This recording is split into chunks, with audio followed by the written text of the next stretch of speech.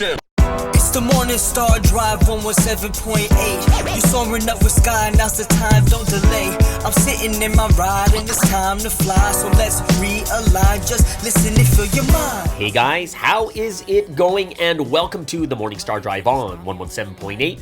It is Friday, June 23rd, and so happy for you joining us. And we are ready to start another day together with the Lord. So subscribe to us on YouTube, follow us on SoundCloud, and make sure to support us on Patreon. So today we have an exciting podcast for you. We have Until the End with Daniel Baker, the Wednesday message word study, and of course commentaries, updates, and news on what is happening around the world in this history today. All right, everyone, how are you doing? Yes, it is Friday. Thank God. It's the end of the work week. The weekend is upon us. What are you guys going to do? What have you guys got planned for this weekend? But before we go into today's podcast, if you haven't yet, go ahead, leave a like, leave a comment, build our community. Really super happy for everyone joining us every weekday on the Morning Star Drive. So let's get up and support each other each and every day. Yes, great weekend just upon us. And for those of you guys don't know, yes, we have Provicom, another Provicom coming out tomorrow. So I'm super excited about that too. Yes, Chris Jansen has come up with another episode. And yes, his shots are fired. He's taking shots at me, taking shots at everyone. I think it was it's a really, really good one. So hope you guys listen to that one too. It's good to have some comedy in our lives. I really hope that you guys are enjoying this Friday. Those of you guys listen to this in the morning, you guys must be feeling so good to know that by the end of today's workday, you're gonna have a weekend. For me too. After this, it's Thursday for me over here in Vancouver, Canada, and by the time it's 2:30, my weekend begins here in this part of the world. So super excited! Yes, I am. I'm really super excited and happy because I just had a great conversation with another member from a different country. And I'm going to share that with you in a bit. But I have a couple other things that I want to bring up first. Like first is, I've had a couple of great conversations over the last 3 days. Really interesting and really thought-provoking stuff. But I want to start off with the coffee tip for the day. What is today's coffee tip? And I did touch on this a little bit yesterday, but one of the ways that you can see that a place has, is really serious about their coffee is they have their own roasting machine in-house, right? Now, it doesn't literally mean it has to be inside that cafe. Because I know some cafes, they have chains. Like they might have 3 or 4 stores, and one of the cafe does all the roasting, right? But if they have that, it's a great sign because it's super expensive to get one of those roasting machines. And if they have one, it means they are super serious about their coffee. If they, one thing that their own roasting machine ensures, it's the quality. They know exactly what they're getting, what the roast is, when it was roasted, what are the different types of beans inside. Like they can 100% ensure exactly what you're getting, right? And I'm not saying that it's bad that other cafes don't have their own roasting machines, but just the fact that they have one shows you how invested they are in their coffee. Now, it's not 100%, but that's a very, very good sign. And, if other cafes that use other people's beans, just always go for the same thing. Always ask the right questions. What's the roast? When was it roasted? Like those are the questions you ask. Take a look at their machines. See if they look at their grinder. Look at if they weigh their grinds and stuff like that. All that is like all good questions you ask when you're going to a new coffee shop for the first time. So yeah, coffee it is. And we definitely need a coffee for this morning too. I definitely need a coffee. I haven't had my morning coffee yet. It's already past noon. Haven't had my lunch yet, so I got to get myself going pretty soon. Either way. So I had a couple of conversations over the last 3 days, and a good friend of mine. Actually, I had a lot. So this one person was asking me how I do my word studies, right? And they're like, "Oh, it's so deep," or you go into it much different than other people do when you go into your word studies. And I'm gonna tell you right now is it doesn't mean my mind is deeper or I think deeper than everyone else. The only thing that I do when it comes to the word study, it's about asking questions. Something I like in the message or something very interesting or very something like, whoa, what does that mean? I'll look at that and be like, oh, that's interesting. And then from there, I'll start questioning everything about that point that I'm making? Why did he say this? What does that mean? Does he actually mean this? What word? Why did he use this word? Right? And I use tons of different questions to kind of open up. Right? So if you guys look like, I haven't done this in a long time on my Patreon, but I do word studies. Before in the past, I did these word studies and I meet with people, we go over the word. And if you watch those word studies from the past, one thing you're going to notice is someone has a realization or something, and all I start to do is question. Why do you think this? What do you think about this? What do you think about this? Why does he say this? Or why did you think this, right? And the more and more we question and start to answer these questions that we have, the most amazing part you're going to find out is you're just going to start going deeply into it. You can't help it. You just go deep into it, and you reach a certain point where you start to realize new things about the word or the realization you just had. So my big advice to all of you guys out there is, question a lot, right? Be the rebel pastor. Yes, the rebel forces. What are we going to do? We're going to question a lot, see what the word is saying. What does it mean in my life? How can I put it into action? What's the easiest? What's the simplest? What's the hardest? Like all these questions will come out, right? So if you guys want to do good word studies, my big thing is just keep asking a ton of questions and you're going to start getting deeper and deeper into it. And it's good to have someone there who is pretty knowledgeable in the word. Because if they're knowledgeable in the word, they're able to kind of pick out some more things that you may not have been able to do either. And that's why I really suggest to get these word studies out there also. So the reason why I'm excited is because I had a really amazing phone call with another member from another country that I'm not in right now. And just really good questions. And I think these are ones that I should share because I have talked about these before, but it's been like over a year. So the question comes out about two different people outside of Providence, right? No, I'm not talking about like literal people. I mean like religions and stuff. Like the first one is a Unification Church, right? So one of the big things that people are on the other side, people who accuse us are going to say is, well, Sunsim went into the Unification Church and he got the word from there. And, you guys might say that he just went in there to find the John the Baptist, but how can you prove it, right? And, that's the very first question. And I think this is a very, very honest and good question that a lot of people might not know a lot about, right? Because when they say you can't prove it, and in all actuality, they can't prove they can't prove it's wrong either. Technically, they can. Can they? Right? When they say, well, prove that Sunsi went in there for that. Well, we'd be like, well, can you prove that he didn't? And the answer is they probably couldn't. So let me get into what we know about this history and the numbers that line up to make us understand it even more deeply what this means. Okay, so does the Unification Church have similar word to us? And the answer is absolutely. Do they teach spiritual resurrection? Yes. Do they teach fire is the word? Yes. Do they teach that clouds are people? Yes. Right? Do they know about the Holy Trinity? Yes.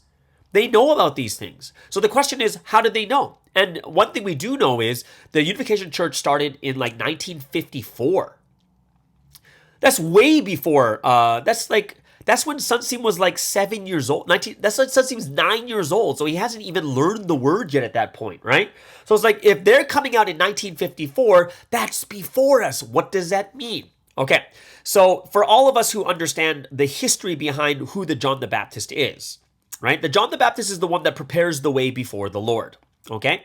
So if you prepare the way before the Lord, how do you prepare that way, right? And the thing we need to understand is they need to prepare the way through the Word, right? The only way to prepare the way for the Lord is through the Word. Right? So what happens is that John the Baptist gets the word beforehand. Not all of it. I think the number that Sunsim gave, I think he said like 80% of the word is given to John the Baptist so he can prepare the people, get them ready for the Messiah to come. Right? So John the Baptist would come out first. He'd get a great following. He'd teach the same types of words. And then Jesus would connect with him. And the two of them together, Jesus would teach the remaining 20%. They'd realize who the Christ was. And history would be made in a grand way. Right? So that's supposed to be the original way. So one thing you have to understand is when you look at the history behind why Sunsim even went to the Unification Church. Well, number one is he realized history, which means that he knows there's supposed to be a John the Baptist. He knows. Okay, so since he knows that there's supposed to be John the Baptist, he's got to find him. So the next question is, how do you find the John the Baptist? Well, back in the days when Sun was searching for the John the Baptist of this time period, what was he doing? This is a time when you hear Sun testify a lot that he would take his tape recorder, he'd go to revival speakers, famous pastors, and listen to all their sermons and how they're, these very, very famous people, he'd go listen to them, checking them out. Now, here's the thing. What was he checking for? Well, he was checking to see who preached the word, right? He's looking to see who preached the word that fire is the word. Who's preaching the word that the clouds are people? Because when he finds that person, he knows that, this is the person that's prepared. This is the person that's here to show the way, right? So as he went around listening to, I think there's supposed to be like 7 or 8 really big, powerful speakers in Korea at that time in the 70s. And eventually he listened to Reverend Moon, and Reverend Moon was saying, fire is the word and the clouds are people, right? And this is why he all of a sudden went into the Unification Church. And do you think he can all of a sudden just meet the head of this like church with thousands of people? And the answer is no. So what he had to do was make a name for himself so he could finally get to meet Reverend Moon. And obviously, we heard the story. He eventually met him, and basically he realized that he's not going to do anything together with him. Like he only realized to a certain point, and he has the same direction of life as John the Baptist did in the past.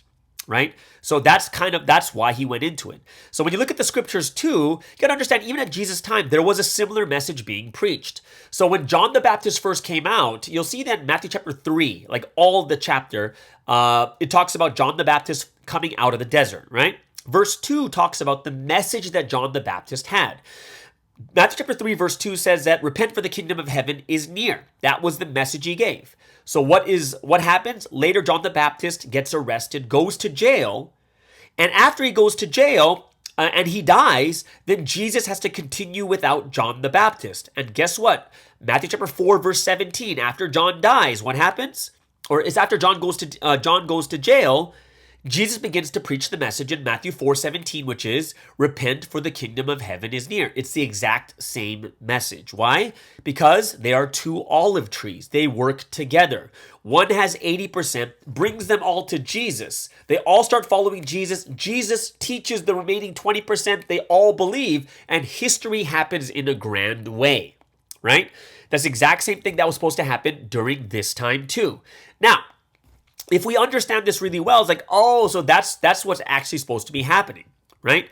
And of course, it didn't happen. So how can we say like, well, can you prove this, that this is supposed to be done in this way? Well, what we see is what we learned in the centrifugal path in Time, Times, and Half a Times. And that's the next question too. In Time, Times, and Half a Times, we're going to learn something called, we learned about the centrifugal path, which is 21 years public ministry, 3.5 years grave period, and 21 years resurrected history, right? And that's what all centrifugals go through, right? The only person who actually went through it fully, I believe, was Jacob, I think. Was it Joseph, I think? Joseph or Jacob, one of the two, right? I lost track. Oh, so 21, 3.5, and 21. Guess what? When you look at the Unification Church and Reverend Moon's path, it's exactly the same. The Unification Church, like I said, the Holy Spirit Association, the HSA, was established in 1954. So that's when it begins. So 21 years as the first half is what? 1954 to 1975, right? So 1975 begins what? The 3.5-year grave period. So 3 years of 1975 and 1978 and a half is, guess what? It's June, July, 3.5 years. When did Sunseep start his mission? It's June 1st. What was supposed to happen was they were supposed to be together, already with a cloud of witnesses, and together they'd go into starting the June 1st Alpha Day. That's how it's originally supposed to start. So when you look at the numbers too, the numbers match up with all the words that we have learned. 21, 3.5, and then think about it.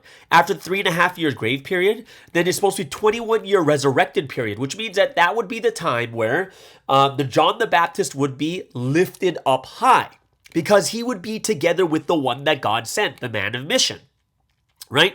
So when we understand this, it's like, oh, okay, so this is making a lot more sense now. And the numbers are also starting to prove that this is true, right?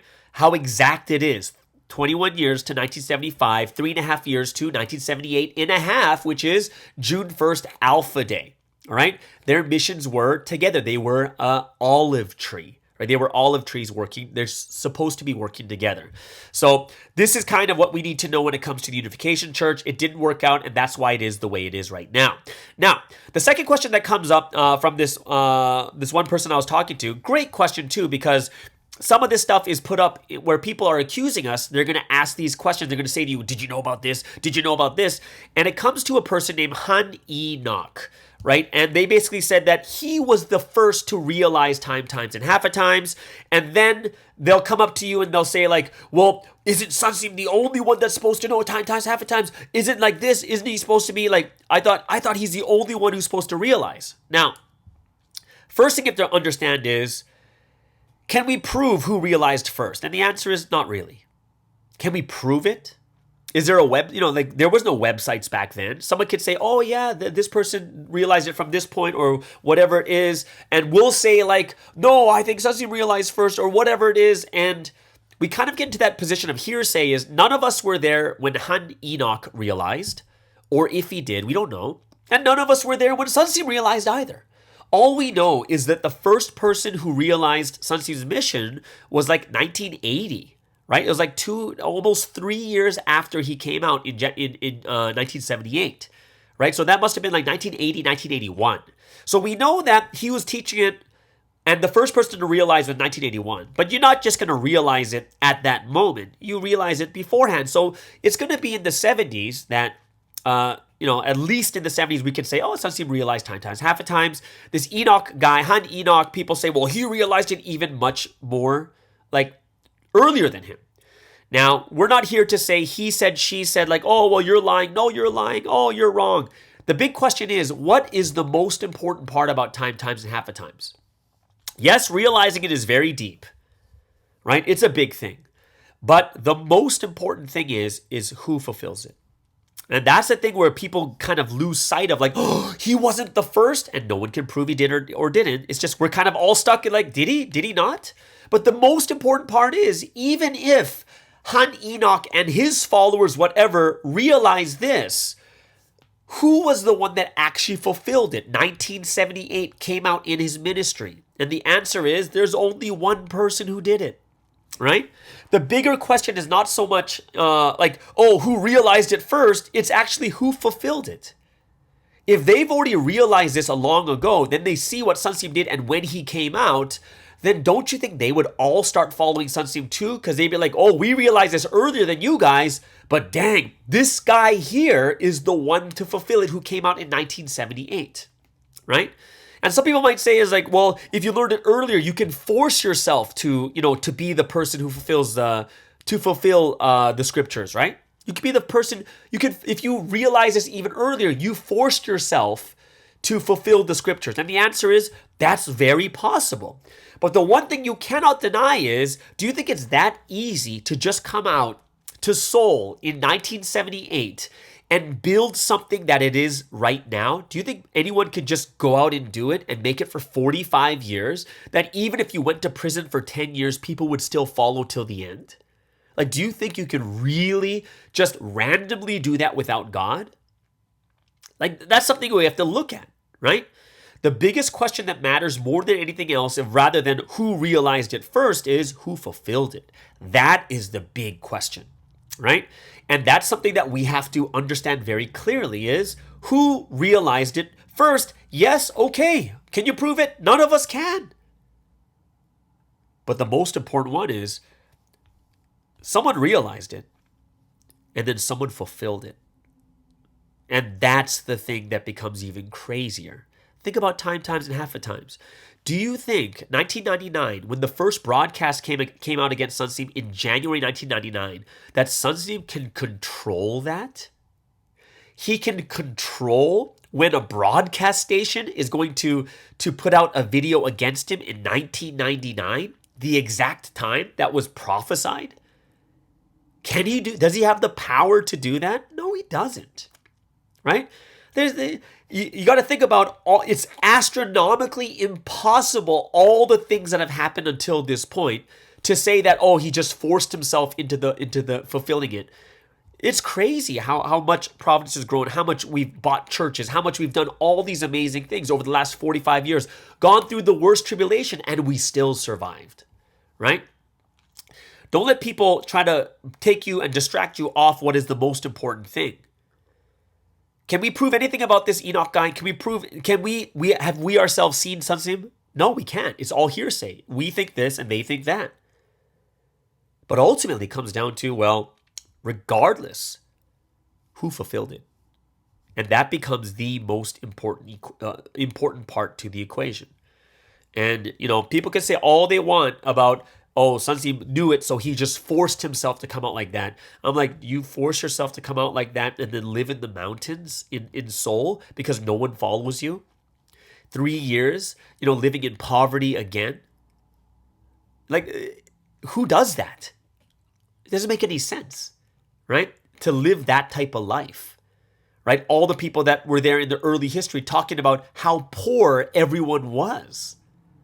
That's not something people just get into because, like, you know what? I think I'm going to just try to force myself to fulfill this will, live a life of absolute poverty, go to jail, all these other different things. If you just did this because you wanted to fulfill it just to be someone special, how many of these people would not have given up when they went to prison? You know what I mean? Like, they'd be like, oh, forget this is not worth it. You got to think about this, right? So it's about who fulfilled it is the most important thing. Because even if 10 million people realized it, the big question comes down to, well, now that you know, who fulfilled it? And that changes everything, the way you look at that question, right? So there's a lot of different things that come out. Like we even talked about someone testifying that Sunseem never got tortured or anything inside China, right? And the answer to that is, how does he know? And then they'll say like, well, they were there, they went to prison with him too. And the answer is, when the two people that were in prison with Sunseem in China, those two people, right? If you listen to their testimonies, because they did give testimonies, one of the things they did say was they were not in the same cell. In the beginning, they were in the same cell together with a bunch of other people, but eventually they were all separated. So you'll even hear testimonies, someone saying, I knew that Sunseem was running because I heard the guards talking about someone just running all day and he knew it was Sunseem, so he started to run together with Sunseem too, right? Which means they were not in the same cell together. They were alone. So even that is hearsay for someone to say, oh, he was never tortured. He was never this or that. Because they weren't even in the same cells, right? So a lot of times, one of the things that we have to keep in mind is a lot of people are going to attack. A lot of people are going to say this and that. And the thing that we have to keep in mind is we have to be those that are always reasonable and rational, right? Reasonable and rational. You can bring up tons of stuff, right? But in the end, if I can break it down to, oh, you were never there in the prison cell, then how can I trust that as just hearsay, right? Like, I was there when both the security guard and the other person, and the other pastor who was in prison with Sunseem, I went to their testimonies. I saw it live. I saw them cry. I saw them talk about how hard it was. Even the security guard, I'm friends with him too. I'm not sure anymore if he's still here or not. But he was even saying that even when they were together in the same cell, he says it was so terrible that he wanted to commit suicide. And after his time in prison, he couldn't talk to anyone for 2 years because he was so traumatized by his experience. Yeah, he talked about even when they were together in a group, guards would come in, they give him just water with cabbage or lettuce to eat. And then sometimes they come in and just start beating everyone. He testified about that. So that's what I've heard from these people. Right? So, but when it comes down to, oh, he never did this never happened. Well, I hope they were in the same cell, but we all know that no one was in the same cell with each other. Right? So that's why for me, that's what you call reasonable. Reasonable is he never knew. He's going by maybe his own experience. Right? So a lot of these things are going to pop up, and I would love if you guys ever hear anything, and you're not sure about it, and you think it's good that people hear like, oh, this is what they said, what do you think about it? I would love to hear everything. I would love to hear it just for me to look at it in a very reasonable, rational way, right? Looking at things very reasonable, very rational. Reasonable, rational is if someone says, oh, this is what Sunstein did to me, and the answer is, I don't know. I don't know if I can trust it. Why? Because it's hearsay. What does it mean it's hearsay? Is I was never there. Can I trust this person? And the answer is, you could. Right? You could. But if it's hearsay, you couldn't base your entire faith on hearsay.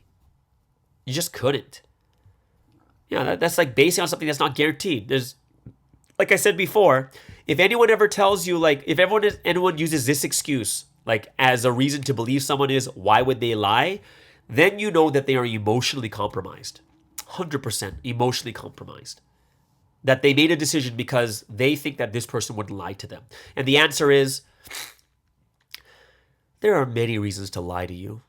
There's many reasons to lie. There are more reasons to lie than there are to not lie.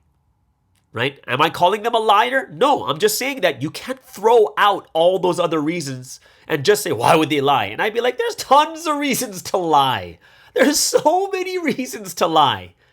Am I calling that person a liar? Nope. I'm just saying, how I can't trust them. I can't trust 100% of it. I can't call them a liar either. I can't trust 100% if it's hearsay, right? Why would they lie? Tons of reasons. So this is something that we all have to take into consideration, right? And, having this conversation with this person was really enlightening to me too. And the reason why it's enlightening, and I remember I've told you guys before about this too. The reason why it's enlightening is because it's already June, like end of June right now, right? Say end of June. We have 1 week before the end of June. We're in the last week of June. March is when everything happens. So March, April, May, June. It's already 3 months past, and a lot of people still don't know what's going on. And I think one of the good things you should do is talk to someone you trust, right? And ask how things are going in other places around the world. I think it's something that we should be thinking about. You should ask, right? Because when this person was asking me about other countries, I was like, yeah, this is what's happening in this country. Oh, and they get shocked because it's not as bad as their country. They're like, oh, really? It's not that bad? I was like, yeah, it's not that bad. Well, I heard it's really bad in Whitestone Church. I was like, yeah, it's pretty bad. But, the numbers we have so far is it's about 180 to 190 that followed KJS, right? To start another church.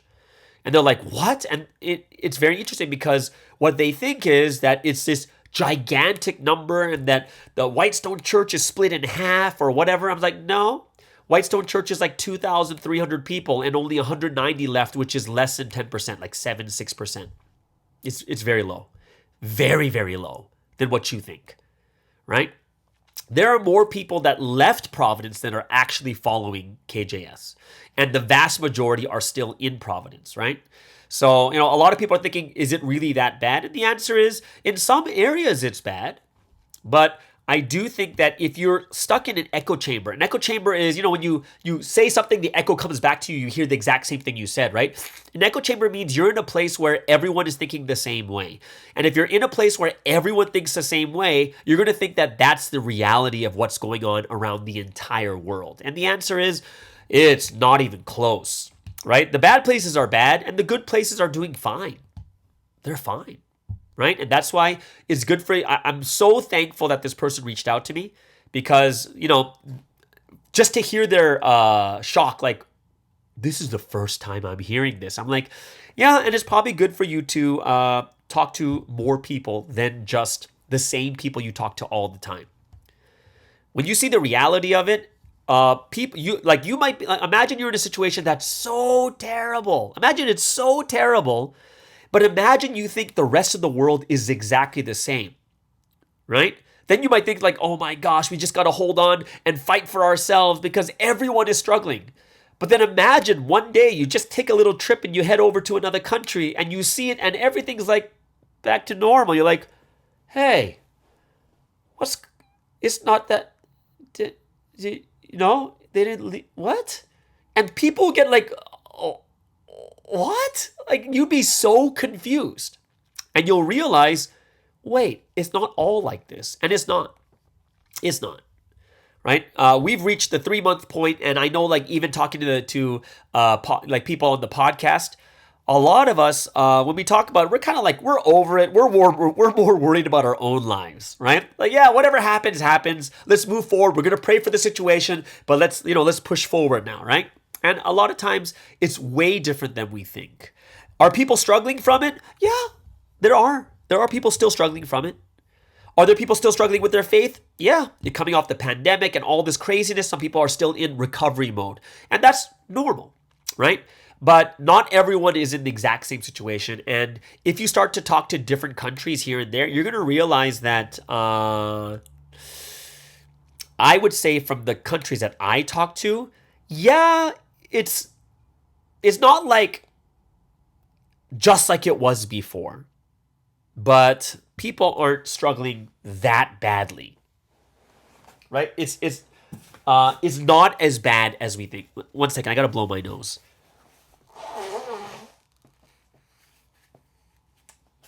Did you guys hear that? Because I turned away from, I'm not sure, but it sounded really loud. So I'm figuring you guys actually heard it too. But either way, so that's kind of my point here is, yeah, it's good to talk a lot. Find people that you really, really trust, people that are in the know, and, ask them what's going on. And, you'll have a good idea how biased someone is by the way they talk. Oh, these people are a bunch of liars and they're just accusing. Oh, I don't like these people. Then that's person who's very biased, right? Or you'll hear other ones say, "Oh, I think it's true. Oh, I think it's true. It's all true." Then that's very biased too. And then you'll have the people that are super cautious and they're like, "Oh, I don't know what to do." So what happens is they're more paralyzed. Paralyzed meaning there's no more growth. Their faith doesn't grow anymore.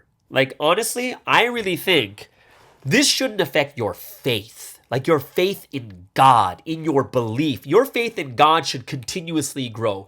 Your love for God should continuously grow. Yes, you're not sure about certain things that are happening around you, but my relationship with God is between me and God, and that's got to continue to grow. Right? So just like this person who reached out to me just today, right before this podcast, I'm telling you guys, go out, talk to people. Right? Talk to people you trust, right? I don't mind you guys talking to me. I don't mind you guys calling me. Like, this person was kind of nervous, like, oh, I'm gonna text, this person texted me on IG, and I'm fine with it. Yeah, and they're like, oh, I got a question. I'm like, yeah, I'll answer it the best I can. And then eventually we just started talking on the phone because, there's just too much to talk about and questions come bouncing back and forth, right? So I'm open, guys. Like I said always before, if you got anything, you can just IG me, right? You can DM me, whatever it is. And I am very, very open to it. And since I'm open to it, just, we can talk, we can chat, talk about the things that you've heard or the things that you're not sure about. And I don't have answers to every question. I don't. And a lot of things I don't even have proof about. So I'm not going to say, oh, this is the proof. No, I'm not going to say any of those things. I'll talk about what is true, talk about what is proven, right? You talk to me about the 2008 case, talk to you about that. Talk to me about the case going on right now. Like, if someone says to me right now, oh, it's proven that Sunseam did it, and I'd be like, we're still in the middle of a trial. How could you say it's proven? You can. That's not proven. And, I would be very honest about it. Like, we're still in mid-trial. And on top of it, there is actually no evidence right now, like real evidence, pictures, videos, audio, any of those things, DNA, there's nothing there. However, right? And if people say, well, but what about the audio Netflix? Well, that's still in contention. If you ever read something where people are saying, oh, well, they believe the audio is real, who is they? And does it matter that they believe? Like, if it's the people accusing Sunseam, don't you think they have no choice but to believe it's true? But I've seen some stuff written where they're like, oh, the prosecution believes it's true. And I'd be like, it doesn't matter what the prosecution believes. You got to look at the third party verification, right? The forensics that's telling you this is true or untrue. That's the thing that matters. I don't care what people think. Oh, we think it's true. Good for you.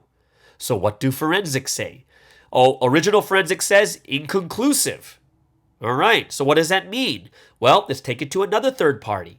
right? And that third party who's more advanced in forensics will take a look at it and tell you exactly what's going on, and they'll send a letter to the court, and that will be your evidence, right? So even for me is, I saw this one post saying, oh, they agree that it's real audio. Like, good God. What does it matter what they believe? What matters is what forensics say. Is it real? Is it manipulated? Is it edited or not? Right? So whenever you read these different types of things, take everything with a grain of salt. Like, seriously. Anything you read, like, oh, they said this, and this, take it with a grain of salt. Take it with a grain of salt. I would. Until I got down to more details. Right? Someone asked me about, oh, well, this person who left said this, and I'd be like, oh, I know that guy, and I heard his testimony about what he said about Sunseam in prison. Yeah, I heard it. I was there. It was 3 hours. It took him 2 years to start preaching about, yeah, I was there. I was good friends with him. And I listened to his testimony. So all these things you have to understand is, take it with a grain of salt always. Whenever you hear anything, take it with a grain of salt, whether good or bad. Oh, well, did you hear about this? Oh, yeah, so now Sunseam's innocent. I'm like, take it with a grain of salt. And then they said this, so this must be true. Take it with a grain of salt. I'm serious, guys. Take everything with a grain of salt. It's not true just because someone said it. And it's not true because someone said, well, I heard from someone that this happened. And then they said this. I'm like, were you there? No, it's hearsay. You didn't see it. Right? This is why everything needs to be checked. Right? When people talk to me, I'll tell them only what my experience is, what I've seen, what I've understood to this point. Right? And when we understand it this way, you're going to be like, oh, okay, this makes a lot more sense now. This makes a lot more sense now. And when you see what the actual evidence is, by the end of everything, you're just going to be like, oh, so I can't make a decision. I can't think this way. Because if I start thinking this way, oh, this is the wrong way to think, because most of this information, we don't even know if it's true.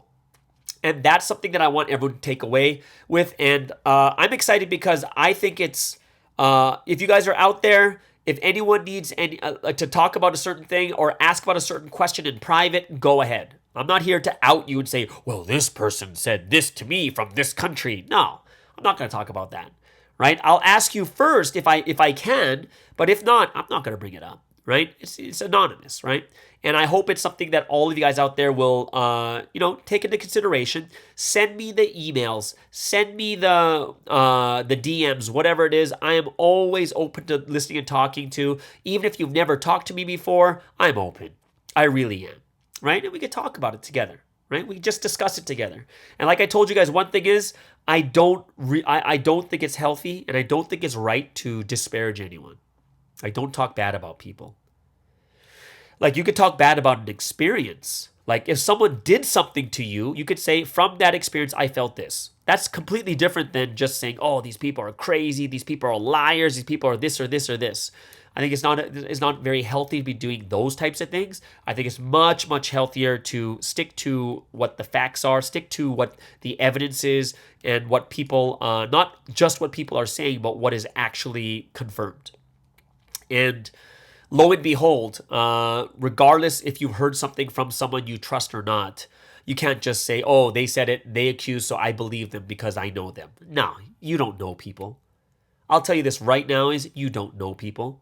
How do I know? Because how many people would say they knew that KJS, who is Joan, would actually do what she did in March? Could you guys say, oh, I know her, she would never do that? No, you don't. You don't know people. You can't say you know people. You don't know what's going on in 90% of their life. Things happen to people all the time. We get triggered. We get traumatized. So many things happen. You can't just say, oh, I know them, so I trust them. No, you can't. Right? You can't just do it like it's something this serious. And that's why you have to take things with a grain of salt. Don't call people liars. Don't say bad things about other people. You just got to take it step by step. Take it as a grain of salt. Wait for proof and evidence. And this, you got to move it from this point on. And I think it's something that we have to be very reasonable, very rational. Those are two words I love. Reasonable, rational. And when we have that type of mindset, we'll be able to push ourselves through all of these situations much easier without freaking out. Either way. So I am super thankful for the person that called me right before this. I'm actually starting my recording an hour later than I should because the conversation was just, for me, it was refreshing. Someone's willing to just talk about it, to ask questions, and I think it's a really good thing to ask questions and ask what is happening, right? And I think that's something that all of us will really be able to help each other in this area with too. And like I said, if you're in an echo chamber, you got to kind of get out of that echo chamber to hear other things that are going on too. It's much, much different than you think. Either way. All right. So yeah, very, very excited about this. I'm not sure why I'm excited, but it's something that I'm very thankful and grateful for. Either way. So let's move into our first break for the day.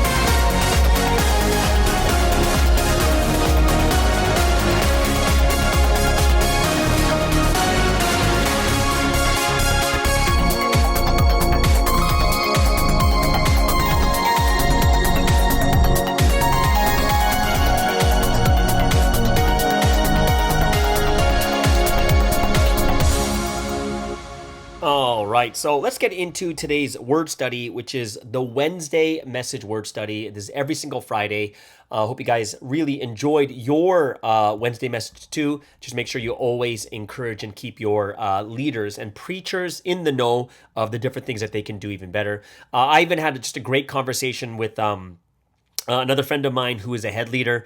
They sent me their Wednesday message, and we just went over it together, different things that they could do to improve it and stuff like that too. And I think that's one of the most important things that we have to take into consideration, especially like, you know, one of the shows that I'm watching lately a lot is I've been telling you guys, I've been watching Gordon Ramsay, like these old shows of him fixing restaurants and stuff, and you have these stubborn owners and stuff like that too. And the one interesting thing he said was, he says, why aren't you getting the feedback from the customers? All I care about is what is going wrong. Then I can make it better. And I think that's kind of one of the attitudes we need to have when it comes to whenever we do anything. A lot of times people are scared of getting feedback. But if you establish a good relationship, if you establish something really great between you and someone else and they trust you, this is when they're willingly and openly going to come to you and ask you to help you out with preaching or with other different things that you want to improve too. So I really hope it's something that all of us can get into the habit of, especially the preachers out there, go and get the feedback. And, when you hear good stuff, be like, all right, thank you. Okay, so tell me what I can improve. Tell me the things that I can improve to become better. And I think that's going to be one of the biggest steps for people to become better preachers more and more. Right, so this week's message was about obviously the 10 virgins, right? And the script, the title is "The one who achieves eternal success is the one who lives wisely, believing and loving until the end," right?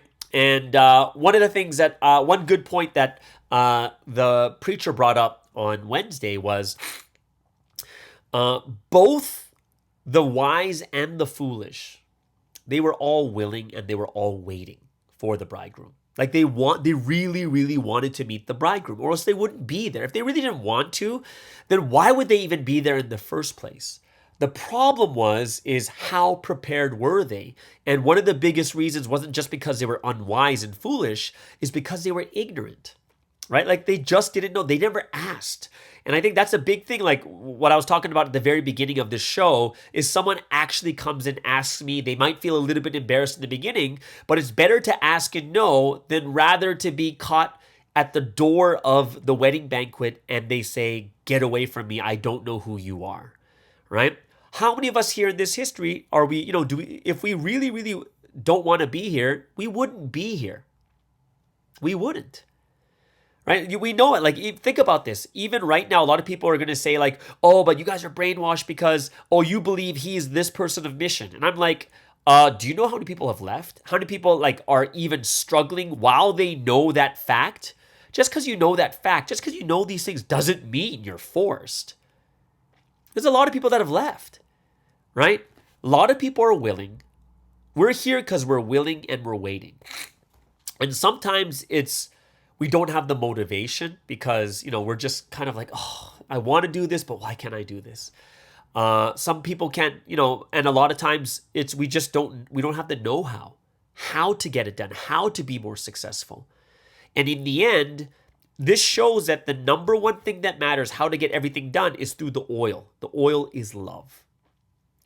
Oil is the number one thing that we have to work on. Oil is the thing that if you get that right, what are you going to do? You're going to keep asking questions because you love this person. "Honey, what do you want? What do you need here? What can I do for you now? Oh, I didn't know about this. Oh, I'm so sorry. I'm so stupid. So I'll make sure I do that next time," right? That's what happens when you love someone. When you love someone, you're going to ask the questions. When you love someone, you're going to try to figure out what makes them happy. When you really, really love someone, you change yourself too. So we have to understand we're willing and we're waiting, but sometimes we're on the wrong focus, right? So instead of focusing on the oil, they're focusing on getting a really nice looking lamp. Oh, the lamp has to be nice. The lamp has to have this gold trimmings. The lamp has to have some pearls on it. The lamp has to have this. The lamp has to have that kind of thing, right? But when we realize this, we have to understand to ourselves those things are important, but what good is this really golden, diamond encrusted lamp when you can't even turn it on? You get all the things that you need first, and then you start adding more and more to it later. But sometimes it's kind of what we do is we focus on the wrong things. It's kind of like that question that came today is, what about this guy who realized time times and a half first? We can't prove it, but what's the most important part is who fulfills it, right? That's the big part there. So, if love is the essence, then this is the thing that we should be working on every single day. And then the next question probably going to be to yourself is, well, how do I love more, right? And we have two answers all the time, which is prayer and the word. And a lot of times we're just too lazy. Just don't want to do the word. Don't want to get into the word. Don't want to do this. Don't want to do that, right? So we have to be those that understand completely that without love, how can we receive God who is love? If the only thing that God connects with is love, if we don't have love, how can we connect with the God of love? We need to receive him with everything, right? That's why in the Bible, Matthew chapter 22, verse 37 to 39 is the greatest commandment. The golden rule is to love God with all your heart, with all your soul, with all your mind, and all your strength, right? So I hope that all of us too, as when we realize when the word is given to us, we're getting to know God better. And when we're given the words of this time period, we are slowly becoming the counterparts of love. The problem that most of us go through is we're stuck in the puppy love and then we don't go any further. But you got to keep studying. You got to keep realizing, keep praying, keep looking at the word. And these are our conversations with God that bring us closer to each other. Right? That's the big thing. And if you believe you're a fool, like if you think you're one of the foolish virgins, what's the wisest thing you can do is follow the wise virgins. That's the wisest thing a foolish person can do, is like, hey, I don't know much, but I'm going to follow that person who knows more. Right? That's what the foolish people, if they want to be wise, just follow wise people. Right? It's even with the situation going on right now in Providence, if we're foolish or ignorant in what is happening with the trial and all these other different things, then don't base your decisions on those, just on the information you know. Follow the wise. Find out more information. Right? Got to find out as much as you can. And on the flip side, the wise people will remain wise as long as they don't give the oil to the foolish that are asking, right? So I see this a lot. I see this happen a lot where people are managing other people way too much to the point that they get exhausted and lose their love with God.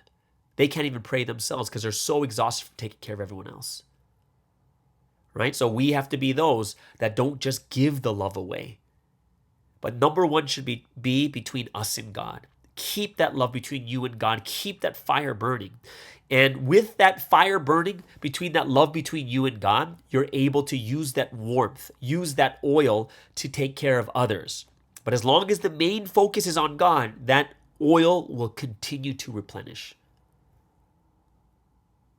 So I really hope, as when you heard what Sunsteam said to what God said to Sunsteam this week, he said, take action now, so you don't regret it in the future. Right? Do it now. Take action wisely now. The things that are being said, don't regret by not doing it. Because when does regret happen? Regret happens when you don't do it and later on you see all the blessings and things happening to, like, oh, I could have just done this. And you just regret, right? Don't get yourself in that situation. God is telling us to do something, right? And that's why we have to do everything we can that pertains to this week's message, what's pertaining to this time. Right? One of the things that Satan will get you with, he'll tell you right now is, oh, it's too crazy, so don't do anything. Don't do anything. But it's like, wait a second. But this week's, this year's message is about evangelism. This year's message is about this, but people will try to, when people are too conscious of the situation, they're going to be paralyzed and they're not going to do anything. Taking action when the word comes out is God's method. Do it while you're doing it, right? You're like, that doesn't really make sense. But it's like, do it while you're doing things, right? Right now is a time. We got to do it. We have so many other things going on, but we got to do and put God's word into action while we're taking action, right?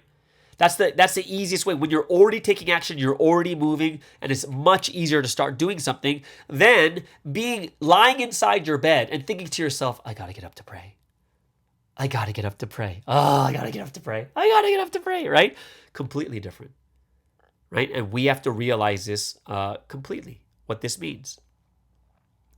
So, I hope that all of us will keep that absolute faith, serve God, love Him. And a lot of people are complimenting and talking about yesterday's sermons in the sky. And this is the time. The Master's on his long journey. This is the time. What are we going to do now so that when he settles all the accounts, he'll say to us, good,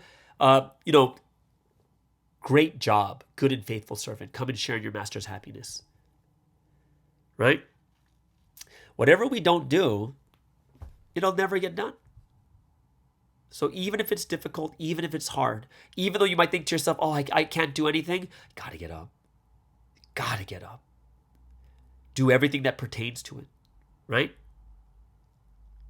So what do we need to do now as a history? We need to love. We need to believe. We need to treat each other well. Don't talk bad about each other. Do things wisely until the end. Look for the better things in the Holy Trinity, in Jesus, in the man of mission, in the people around us. We have to fire up that first love once again and resolve all those things we need to resolve with God and other people. And this requires us to pray, right? This might be a time you're like, oh, I'm too tired, I don't want to pray. But this is a time, that's the time you should pray. This is something that Suzy talked about way in the past. The times you don't want to pray is the time you need to pray the most. You got to pray the most in those times. Our faith, the way we are, all that, right? This will allow us to be those that achieve eternal success. This will allow us to love and believe until the end. Now is a time for us to realize, take action, refresh God's heart, right? And if anything, if you're not praying deeply enough right now, because can you imagine what God's deep shimjung is right now with the current situation, with Sunsim and another trial, with KJS and all those things, how sad it is for God there. Can you imagine how deep that shimjung is? The shimjung right now is at its peak. God's hurt so much at this time. Right now, if it's the peak but you can't feel it, means you got to get back into prayer. You got to get back into that word to see the real situation. And this is when we're going to be able to feel the shimjung, the heart of the heavens. And this is when eternal success actually comes in. All right? Yeah. Either way, that is the word study for today. It was very short for me for the Wednesday message that I listened to. But I hope that you guys, if you have any more, go ahead, leave it in the comments below. Would love to hear what you guys receive from the message too. All right? So let's move into the second break for the day.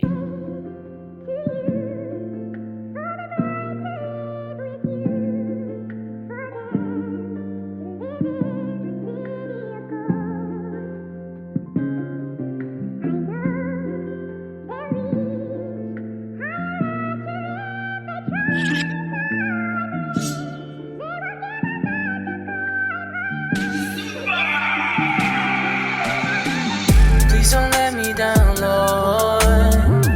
I know I can trust you with all my heart. So I'm on my knees, praying for you to always come through. Even if I pray all night, all I want is for your will be done.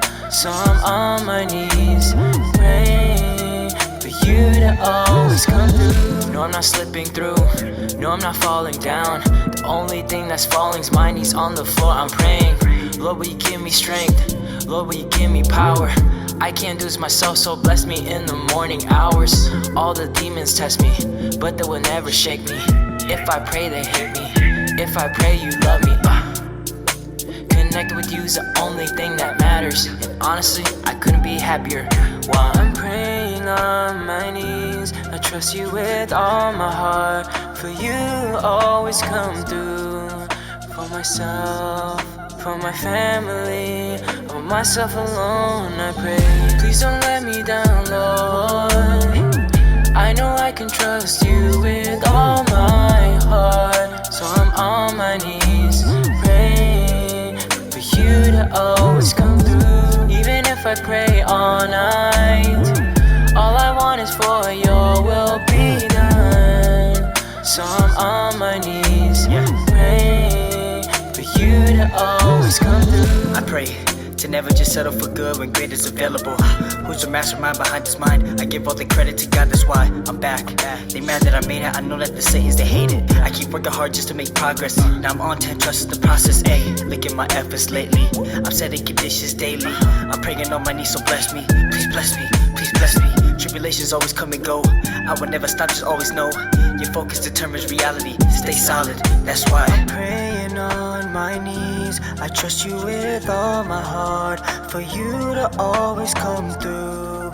For myself, for my family, on myself alone I pray. Please don't let me down, Lord. I know I can trust you with all my heart. So I'm on my knees, praying for you to always come through. Even if if I pray all night? All I want is for your will be done. So I'm on my knees, praying for you to always come through. SB.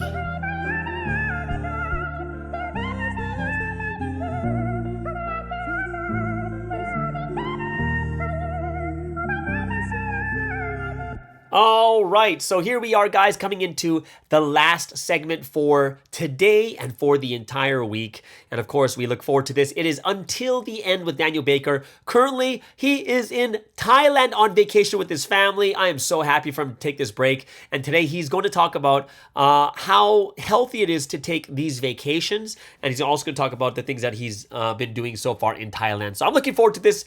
Great for our mental health. Everyone, please welcome all the way over there in Thailand. This is Daniel Baker with Until the End.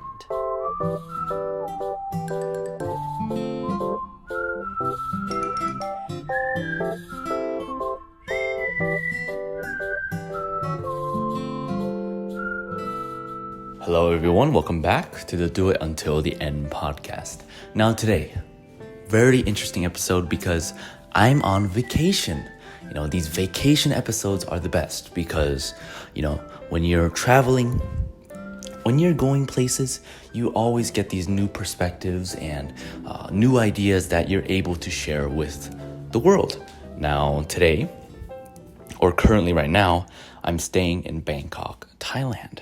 And Bangkok, Thailand, I've been here for 2 nights already, and I'm going to sleep tonight, and then I'm going to a beach resort. I forgot where. Yeah, I'm going to a beach resort, and it's going to be a lot of fun. So, yeah, I just want to say Thailand is amazing because, number one, it really helps that the people are amazing, you know. So everyone's so kind, no one's cold, everyone's, you know, so respectful to other people.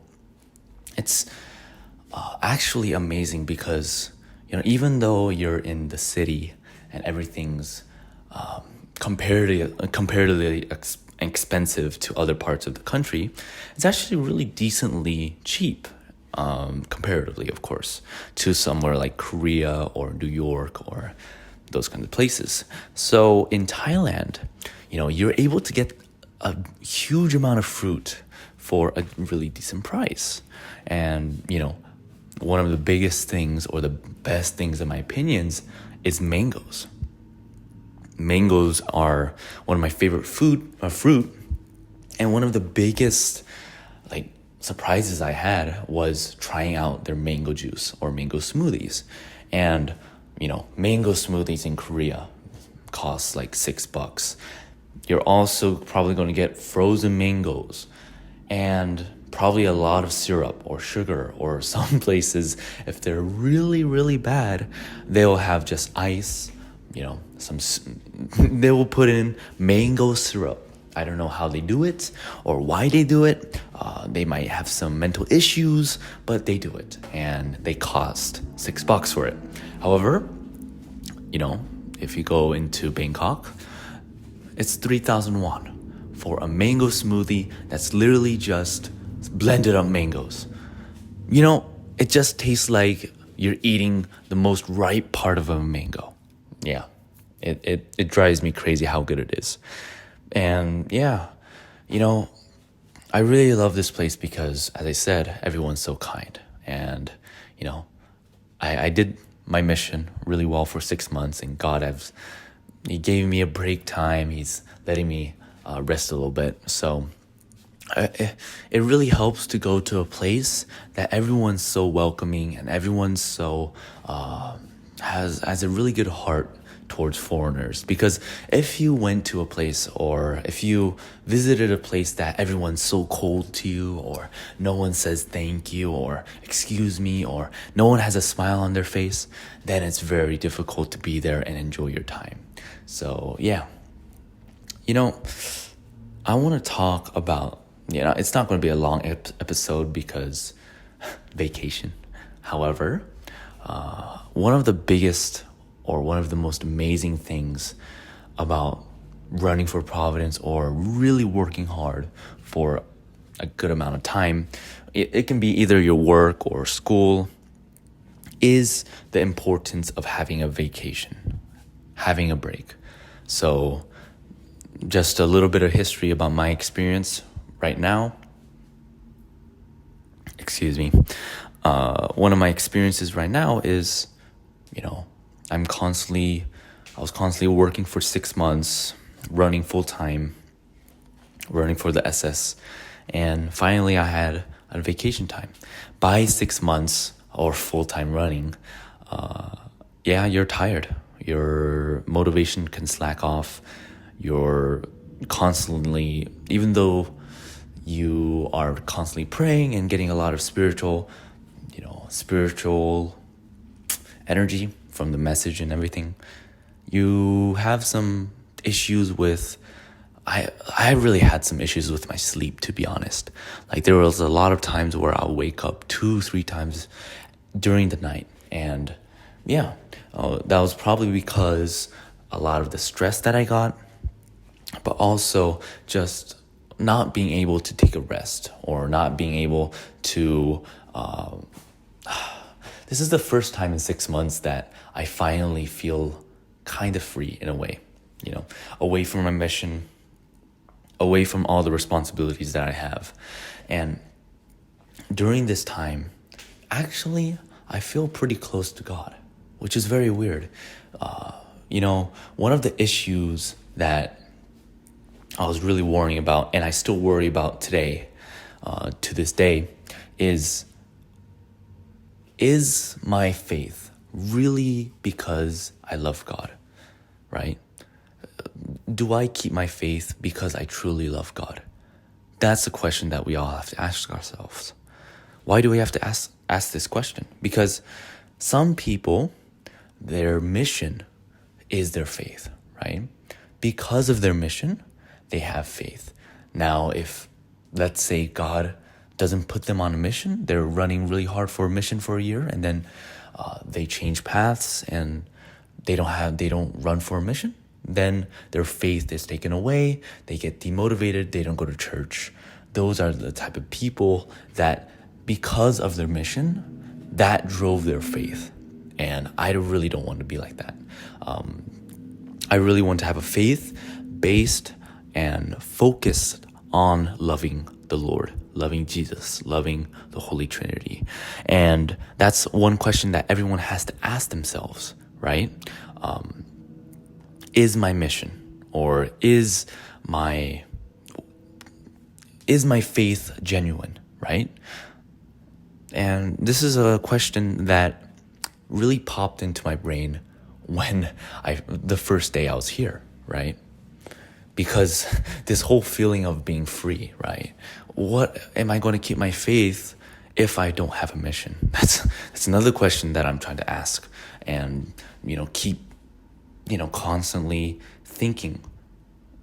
This might, 1 year from now, I might be in America, right?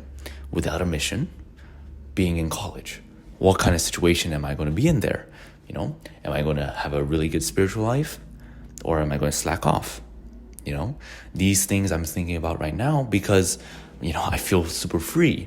I feel like, I'm away from my responsibilities as being an SS leader. Those are the questions that we have to ask ourselves, right? Yeah. So it's very important for us as people who, either are working full-time or people who are running full-time in Providence. It's very important to take a break, take a little bit of a rest, right? Excuse me, it's the recording device I have today is very interesting because I cannot pause. So yeah, I'm going to slowly explain stuff. So hope you guys enjoy it.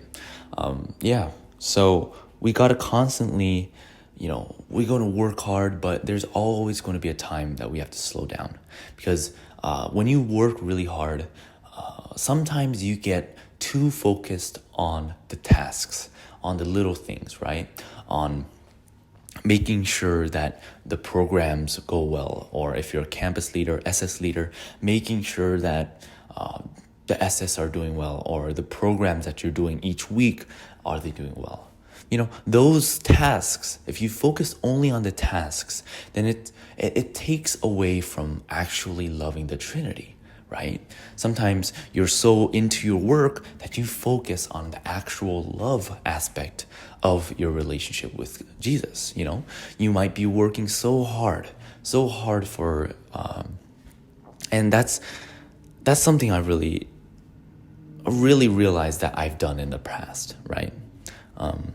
And something that, as you slow down and as you really look behind on the 6 months, for me, the 6 months of work I did, that's when I realized that, I had those times where I was too focused into the work that I really lost the purpose or the focus that should be my love towards the Trinity, right?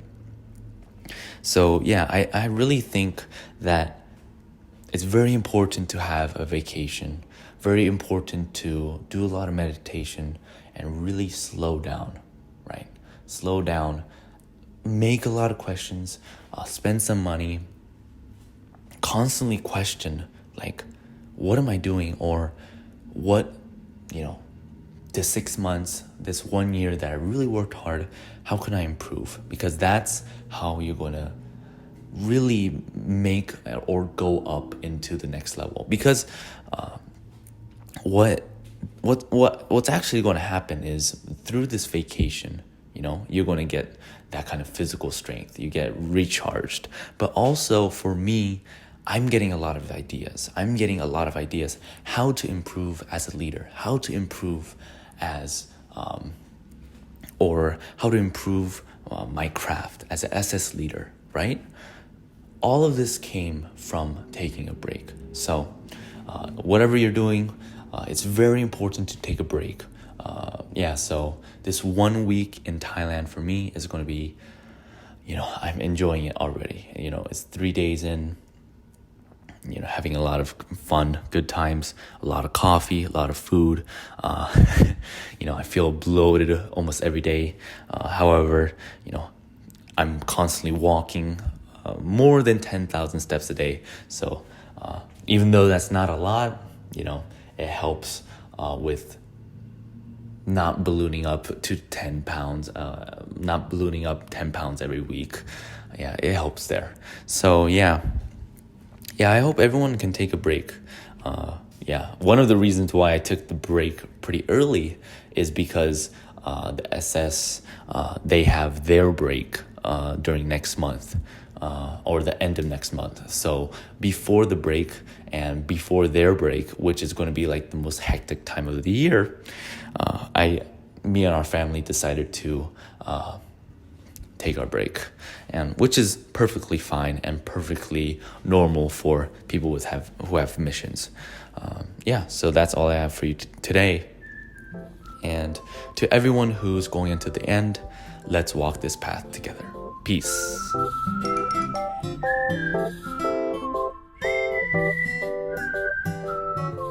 All right. So thank you so much, Daniel, for another wonderful episode. I'm super happy that you're having that time of vacation over there in Thailand with your family. And it is such an important thing for us to take our breaks too. Just like everyone who goes in a work week, you take your breaks on the weekend, right? In the same way to life also in the larger scale, we got to take those breaks, go on family vacations, just enjoy this time where you can rest and relax. Either way, thank you so much once again. If you have any comments, go ahead and leave that for Daniel. Hope you guys have an amazing, awesome weekend. Don't forget, Provicom is tomorrow, and then we'll see you guys on Monday on the Morning Star Drive on 117.8.